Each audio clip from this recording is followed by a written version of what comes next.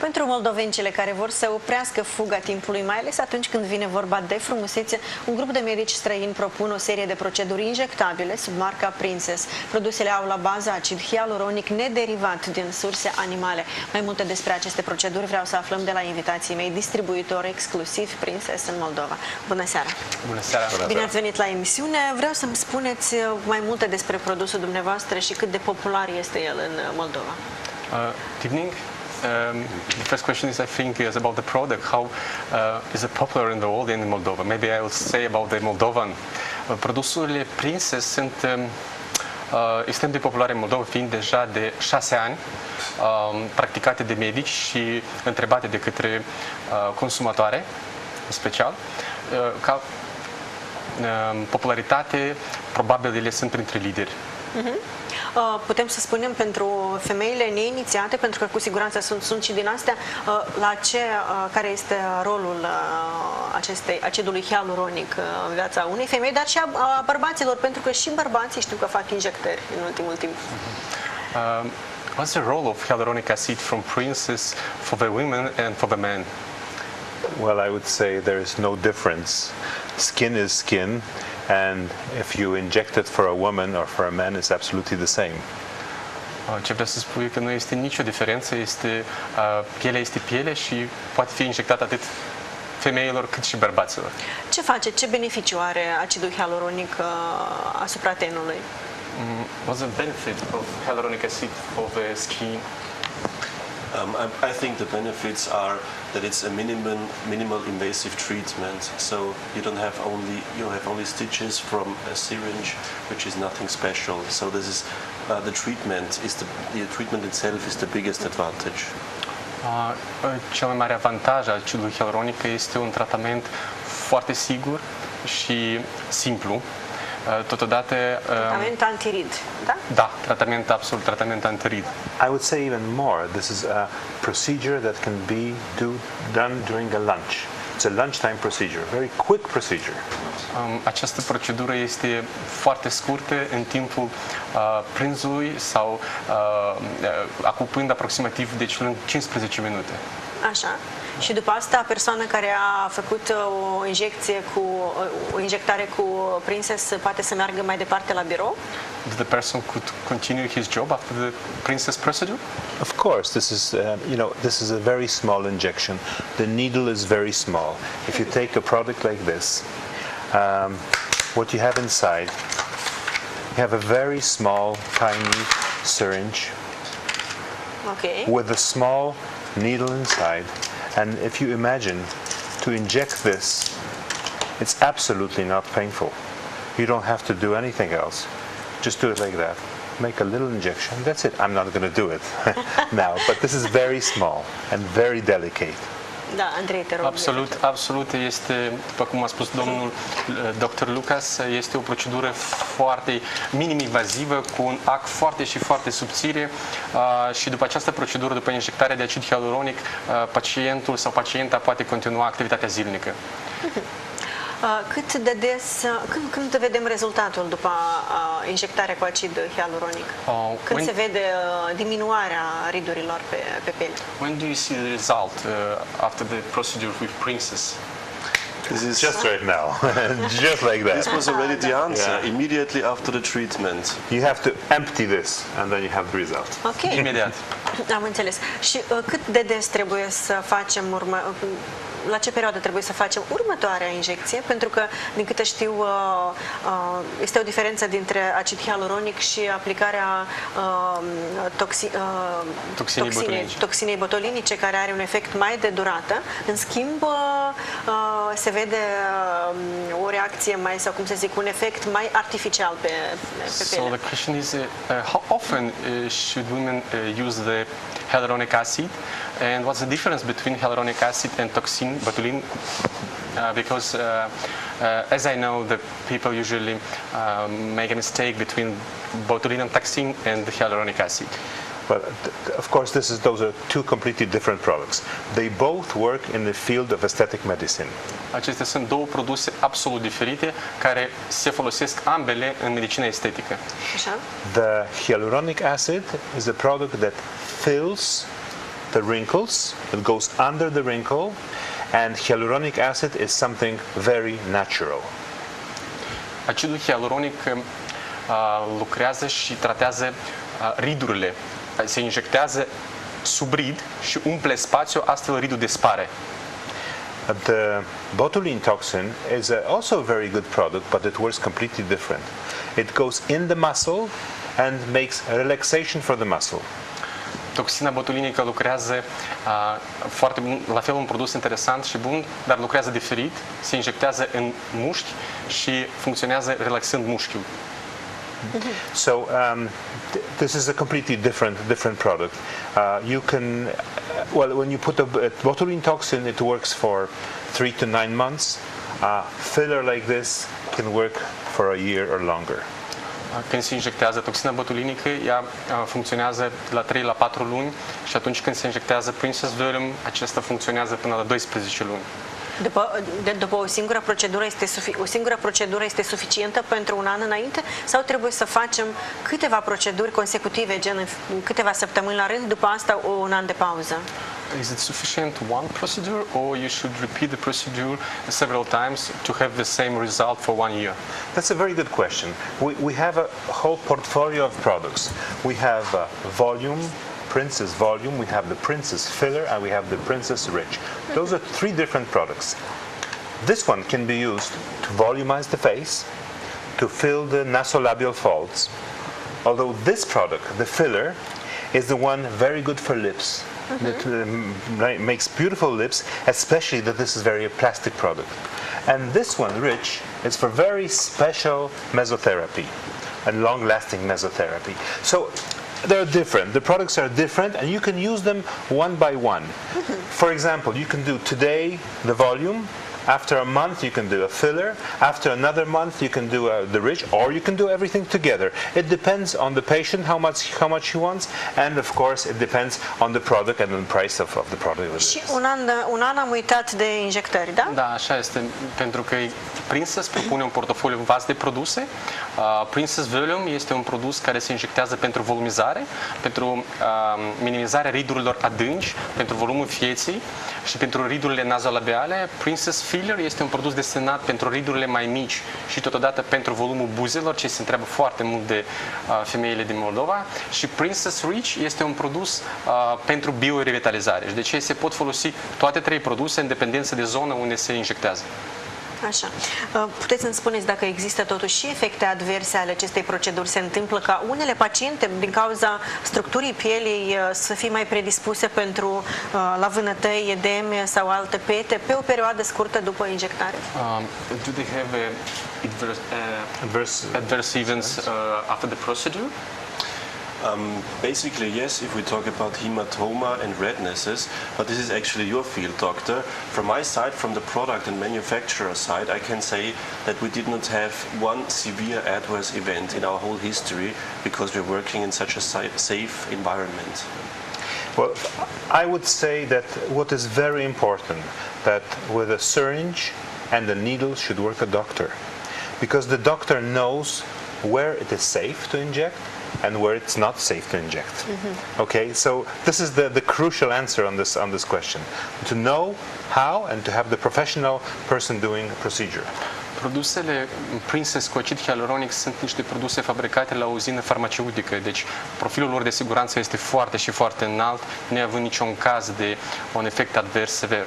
Dar ce spune domnul doctor este că pentru a avea minimizare de riscurilor de efecte adverse, aceste proceduri trebuie făcute exclusiv de medicii plasticieni și medicii cosmetologi care au deja experiență și au diplome performante pentru a injecta Princess. And one more thing, I must say, I would pass this question to Thomas. It's important that the product itself is made very interestingly. It's not an animal product. It's a product made. You're absolutely right. It's from non-animal origin. It's from biofermentative origin, which means that you grow bacteria, and these bacteria are fermentized, and this is a controlled way of manufacturing. Foreign body reaction, right? Foreign Yes, body reaction. absolutely. Acidul hialuronic din Princess este un produs non-animal. este produs prin fermentare bacteriologică, ce oferă lui o profil de siguranță foarte și foarte înalt. Există persoane cărora le este contraindicată injectarea cu acid hialuronic, gen femei gravide, poate, nu știu, sau altfel de persoane cu alte probleme de sănătate? Do this product is graviditatea nu e o problemă contraindicated de for some sănătate. patient? It's contraindicated for pregnant women. It's contraindicated for people under 18 years of age. So you have to be adult to have injections. Până la 18 Până la ani 18 ani și femeile femeile însărcinate nu se însărcinate. poate. Basically, you can say that it's a very natural product because hyaluronic acid is a natural part of the skin and it's being injected by our product. So there is no contraindication from the skin. There's a good Marele avantaj a produsului este că pielea noastră are acid hialuronic și atunci acest produs este compatibil cu acidul hialuronic endogen. Injectat sub piele, el este foarte bine asimilat și se poate injecta la toate grupele sau vârstele, cu excepție până la 18 ani. De câți ani a fost inventat acidul hialuronic? Se poate întâmpla ca peste vreo 5 sau 10 ani să se descopere niște efecte, nu știu, toate femeile care au făcut injectări cu acid hialuronic să se pomenească cu niște efecte neașteptate, urâte? When has invented the hyaluronic acid in general in the world? Hyaluronic acid is, as I said, a natural part of the skin, so it has not been invented. But to use it for aesthetic medicine has been invented, I think, about 20 years ago, and the technology is rather new. So in the last 10 years, I would say, they are constantly used in aesthetic medicine. Acidul hialuronic, de fapt, a fost cunoscut de mulți ani, însă folosirea lui în medicina estetică a început aproximativ cu 20 de ani în urmă. Până atunci, din acidul hialuronic se folosea, gelurile de acid hialuronic se foloseau în medicină și sunt folosite și în prezent în medicină în alte scopuri. Am înțeles. Bărbații din Moldova se injectează cu acid hialuronic? Ce spun cosmetologii cu care lucrați dumneavoastră? Do the men use hyaluronic acid, princess here? Well, I'm sure that this is the matter of your imagination where you can put the product. I'm sure that men use it and women use it, mainly women. I would say more in percentage. I think it is like 75 to 80% women and the rest is men. That would be ideal. I would say even more. Yeah.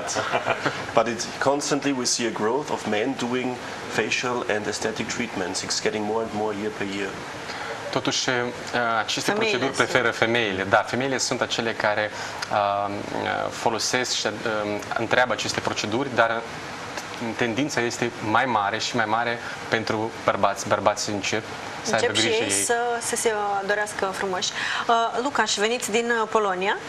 Yes, I'm in Poland, yeah. Și Thomas din Austria. În Austria ce fac bărbații? Se injectează? Arătați foarte bine, apropo, folosiți Princess?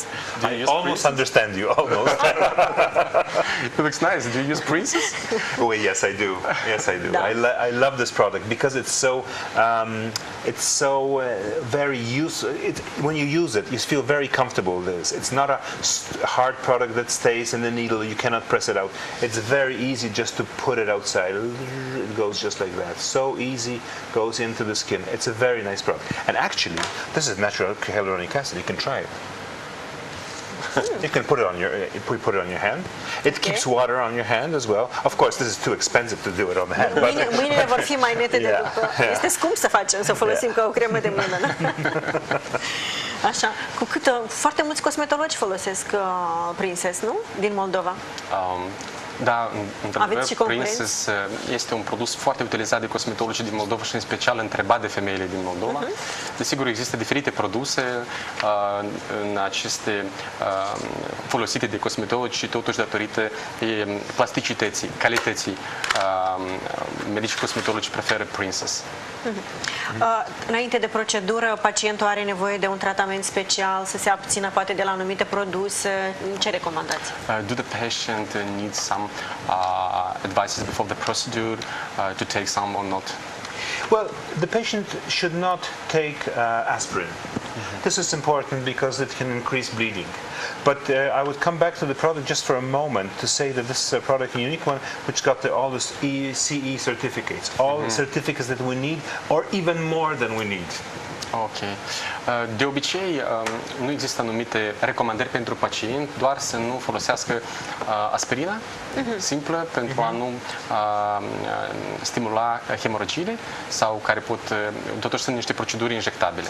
Ce vrea să menționeze domnul doctor este că Princess este un dispozitiv medical înregistrat în Moldova la Agenția Medicamentului, este un produs autorizat, unul dintre primele produse autorizate și înregistrate la Agenția Medicamentului și cerințele pentru așa tipuri de produse de obicei sunt, acum sunt mai joase decât de fapt are Princess. Princess este un produs care are mult mai mare nivel de calitate. Vreau să vă contrazic totuși, ați spus mai devreme că este suficient ca o femeie, o persoană să facă o singură injectare pentru, deci și asta să fie valabil, să aibă un efect de până la un an durată. Cosmetologii noștri știu că recomandă proceduri un pic mai la o frecvență mai mică, adică la câteva luni, chiar la fiecare 2 luni recomandă câte o procedură de injectări. De ce? So the question is that some of doctors recommend some of products to be repeated once a month or once a week. So I think we should explain the difference between reticulated and Princess Reach. Well, of course, the mesotherapy is a thing that you can use every week, every month, and it gives only benefit to the patient. It can be re-injected very often, but a product like filler or the product like volume Princess, they don't have to. This is for the lips, it stays 1 year. This is for the nasolabial fold, for volumizing, for the cheeks, and this also stays 1 year. So you don't have to do those two, sorry, but the one with the mesotherapy, you can repeat as often as you wish. Deci, pentru mezoterapie este Princess Reach, un produs care se poate folosi o dată în săptămână, o dată în lună pentru biorevitalizare. Simte nevoia. Absolut. Și pentru hidratarea intensă pe termen lung a pielii. Și atunci acest produs se poate repeta. Și pentru umplerea buzelor sau umplerea ridurilor se folosesc Princess Filler sau Volume, care se folosesc până la cu interval de până la 1 an, cu o singură injecție. Am înțeles. Ultima întrebare. Ce recomandați femeilor? Nu vorbim de Princess, acum vorbim în general ca și proceduri. Mezoterapie sau toxină botulinică? The last question is, would you recommend botulinum toxin or mesotherapy or fillers?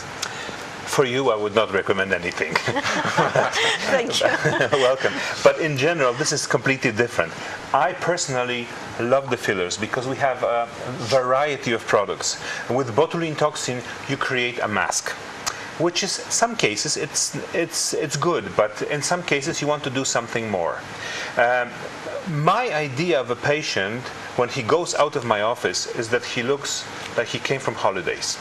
Not done, not redone face, yes. not face mask, but just after holidays. So that's what I like. Și medicul preferă totuși filerele.